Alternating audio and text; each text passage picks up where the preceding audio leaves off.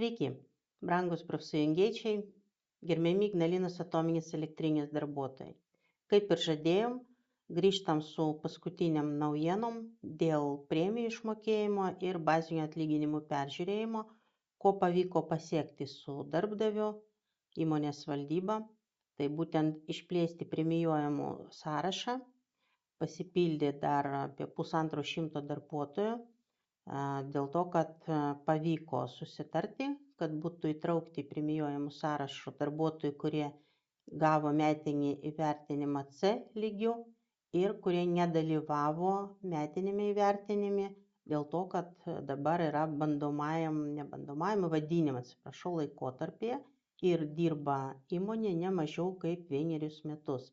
Manau, kad tai yra labai reikšmingas ir teisingas žingsnis iš darbdavio ir valdybos pusės, kadangi tai vidinio teisingumo link žingsnis.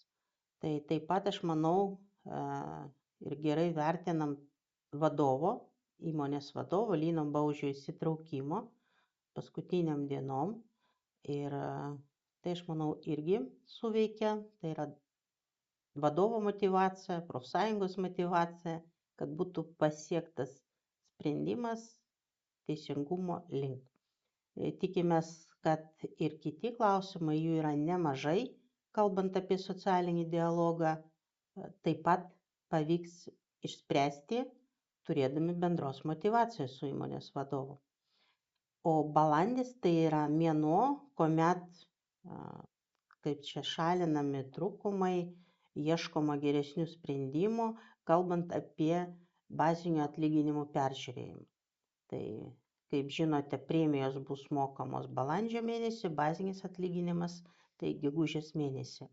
Tai vadinasi, mes turim labai nedaug laiko, bet visgi kreipiasi žmonės ir kai yra abejonių, yra nuogąstavimų ar teisingai paskaičiuota, tai kiekvieną atvejį kartu su personalo specialistais nagrinėjam ir bandom surasti atitinkamą sprendimą ir jeigu tai įmanoma, dažniausiai įmanoma, bet kokiu atveju darbuotojui turi būti aiškus mechanizmas, aiškus įgyvendinimas, kaip ir kodėl keičiasi bazinis atlyginimas būtent tokio dydžio.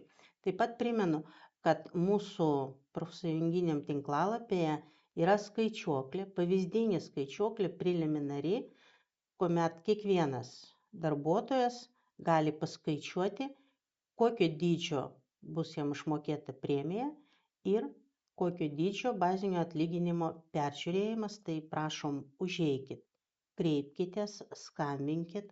Labai svarbu, kad šitas etapas praeitų sklandžiai, kad žmonės tai būtų motyvuoti. Taigi, laukiam, viso gero.